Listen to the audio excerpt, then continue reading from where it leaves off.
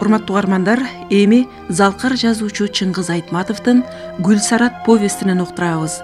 Чыгарманы Кыргыз Республикасынын эл артисти Советбек Жумадылов көркөм окуган.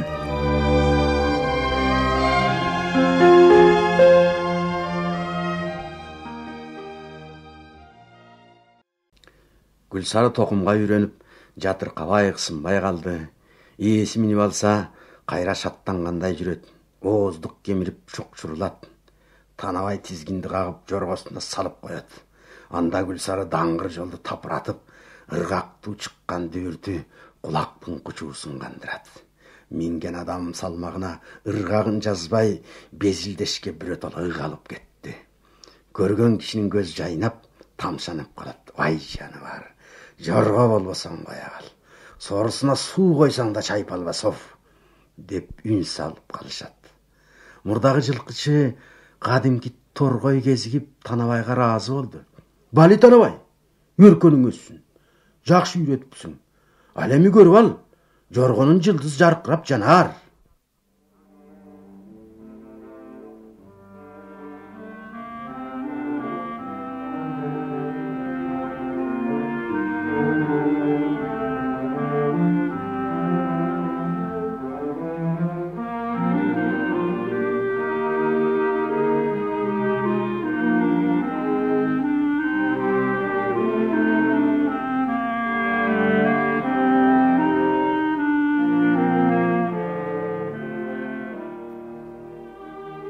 Кажыган эски арабанын дөңгөлөктөрү ээн жолдо чыйык-чыйык кылдырттайт.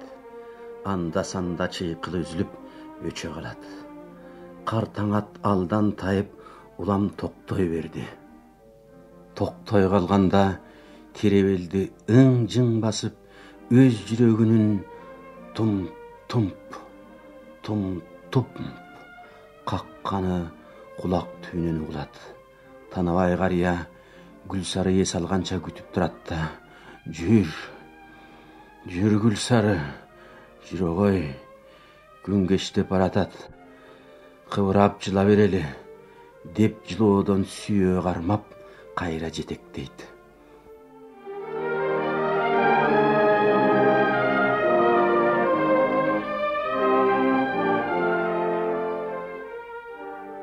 Ошентип экөө дагы эт бышымча жүрүштү. Анан жорго биротоло токтоду. Арабаны андан ары тарта албай, араң таноо кагып турду. Танабай аттын ары жагына бир чыгып, бери жагына бир чыгып, күйпөңдөй берди. Эмне болду сага, Гүлсары? Ушинтип ээн жолдо түнөп калабызбы, я? Бирок атаны түшүнүүдөн өтүп калган. Өз башынын оордугун көтөрө албай, улам бир жагына салбыратып, шайманы ооп теңселип турду. Жүрөгүнүн тумп кагышы кулак түптөн угула берди. Кечир мени, Гүлсары, деди Танабай. Шордуу башым, баятан эмне билбедим. Чалды бар калган арабаны шайманы менен кошо сага садага чаппайт белем. Эпти үйгө алып саныңды жеткирсем болду эле. Тонун жерге чечип таштап, шашып атты чыгара кетти. Жан-жыгаштарын чечип, моюнчакты шыпырып алды да, бар абзелин бүт арабага атып урду. Мына сени кыйнаган ушу болсо, деди ал тонун кайра кийип. Моюнчаксыз абзели сыйрылган аттын башына гана калдайып, көгүмдөгөн ээн тала бетинде Гүлсары көрдөн турган арбактай болуп көрүндү. Кудай сакта, Гүлсары, куруп калгансың го, деп күбүрөдү Танабай. Бу кейпиңди торгой көрөр болсо, көрүндө бир оонап кетер эле. Танабай бош жетелеп, экөө илки басып жөнөдү. Артта араба калды тарбайып. Алдыда батып кеткен күндүн кочук кызыл нуруна жуурулушкан кара көгүм кашка жолду коюулана басып, тегеректи тумчулап келет. Тоо караны мунарыктап, жер кыйры жок, жээ көчүп, караңгы түн каптап келет. Танабай өңүрү жер чийип келатып, Узак өмүр ичиндеги жоргого байланыштуу өткөн кеткендин баарын эске салып, адамдар тууралуу баарыбыз ошондойбуз. Жакшыны унутабыз, жаманды эстебейбиз. Бирөөбүз төшөк тартып жатып калсак же көз жумуп кетсек, ошондо гана эстейбиз. Ошондо гана кадырын билип, кандай асылдан айрылганыбызды айтып эскеребиз.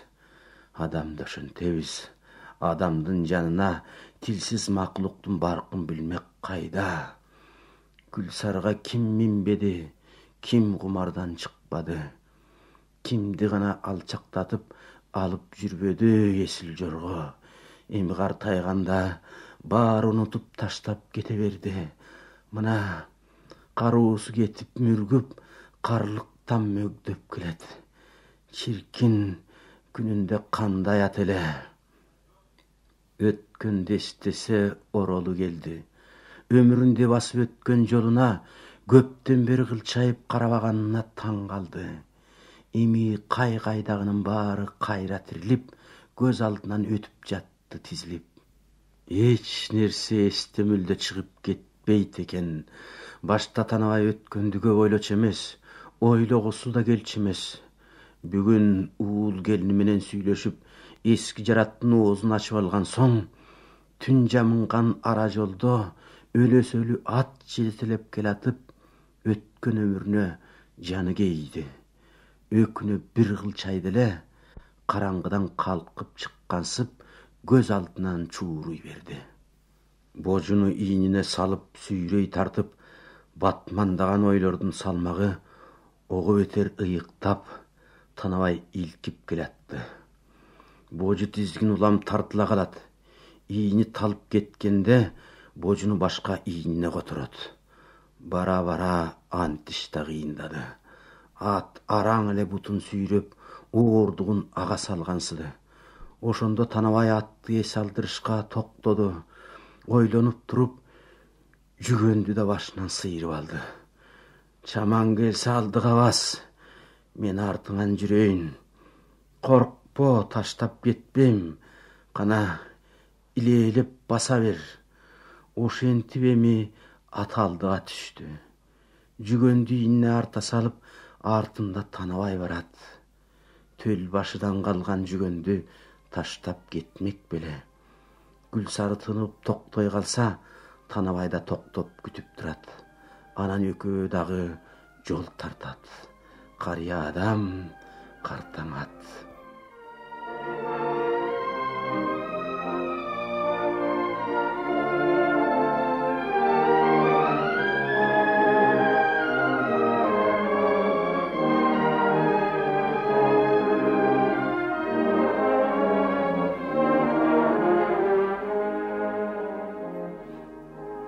Ушул жол менен кезинде чаң ызгытып өткөнүн эстеп, танабай кейиштүү жылмайып койду.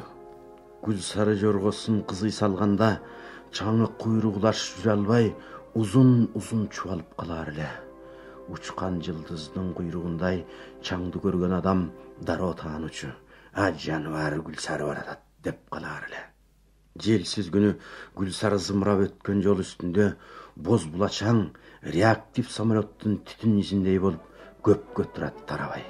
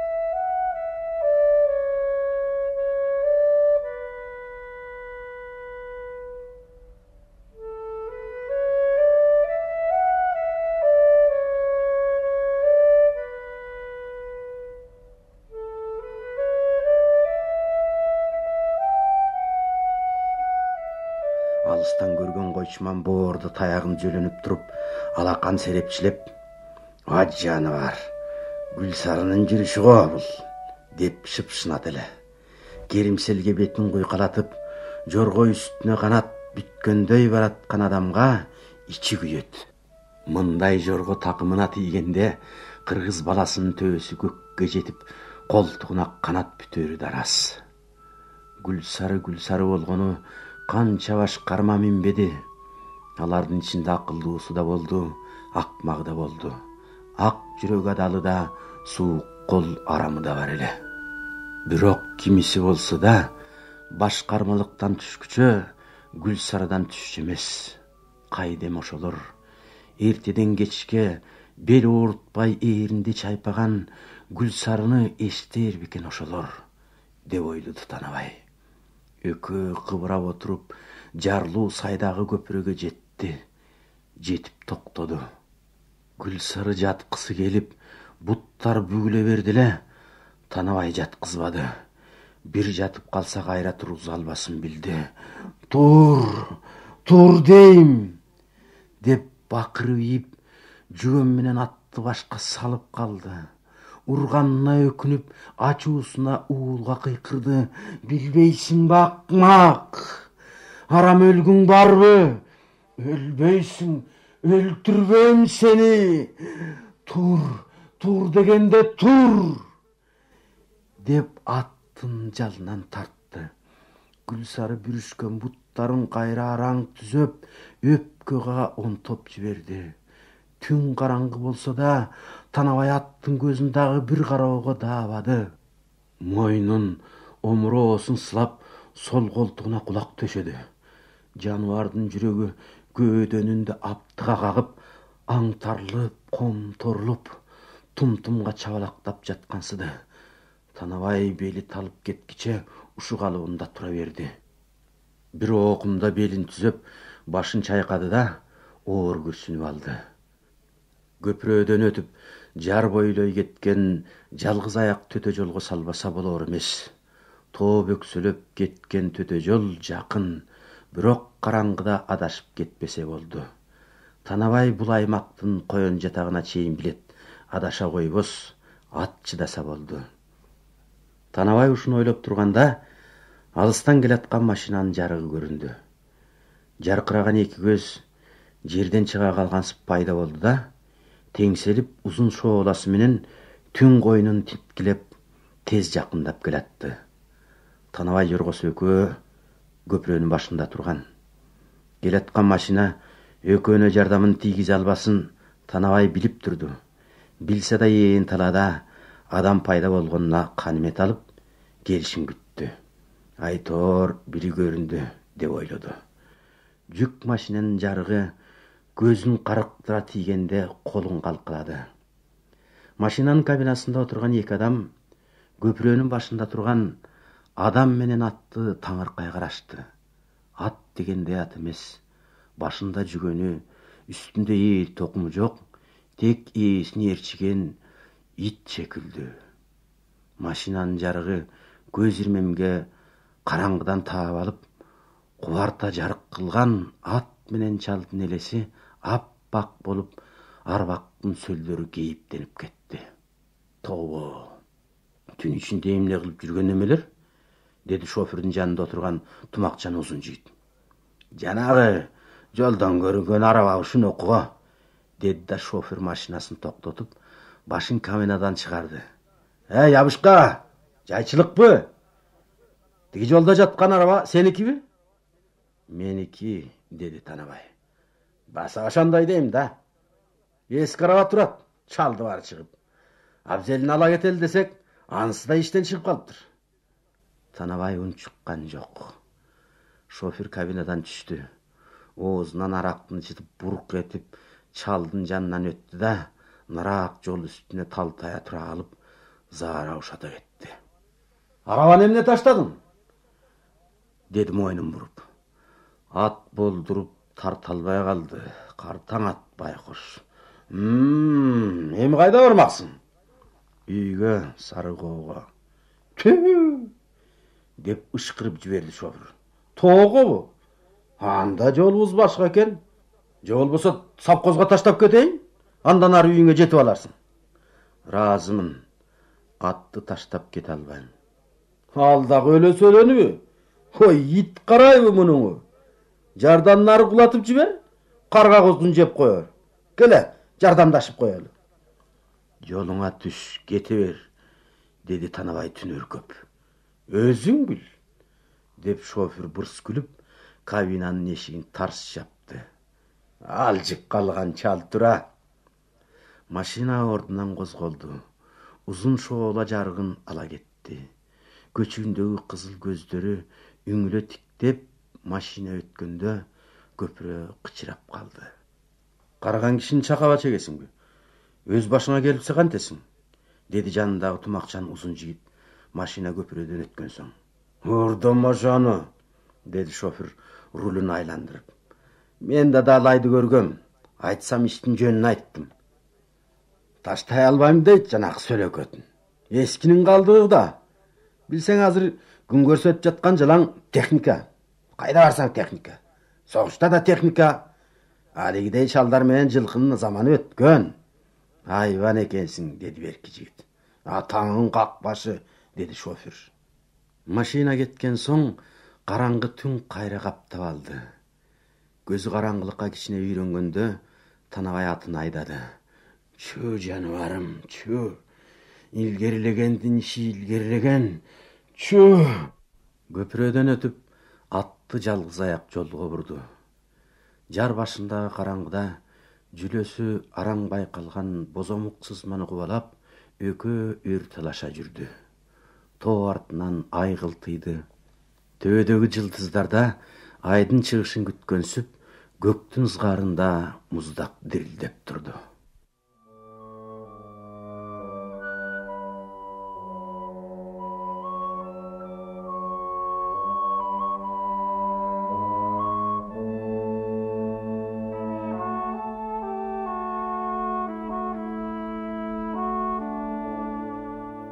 Гүлсары үйрөтүлгөн жылы жылкы күздөөдө көп туруп калды.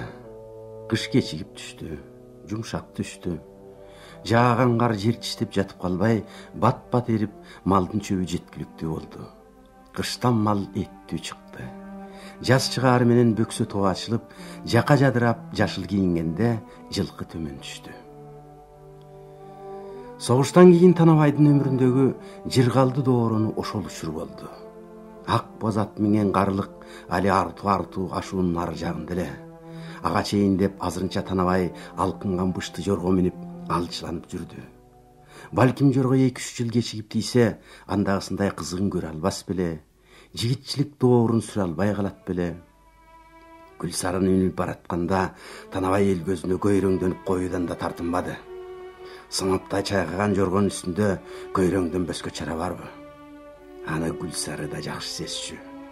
Айрыкча жакага түшүп келатканда, эгин талаасында иштеп жүргөн топ келин жолукса, аларды алыстан көрө салып, Танабай ээр үстүнө боюн түзөп, үзөңгүнү чирене тээп, чалкалай отурат да тизгинди ошотот.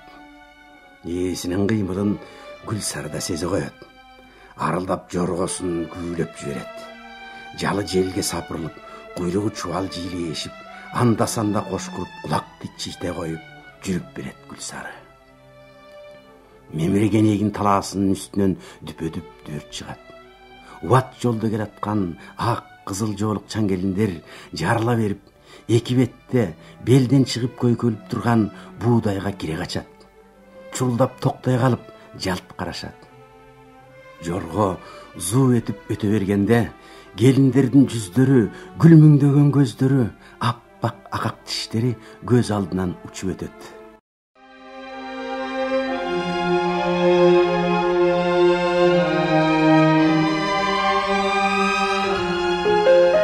Сиздер залкар жазуучу Чыңгыз Айтматовдун Гүлсарат повестинен уктуңуздар. Чыгарманы Кыргыз Республикасынын эл артисти Советбек Жумадылов көркөм окуган.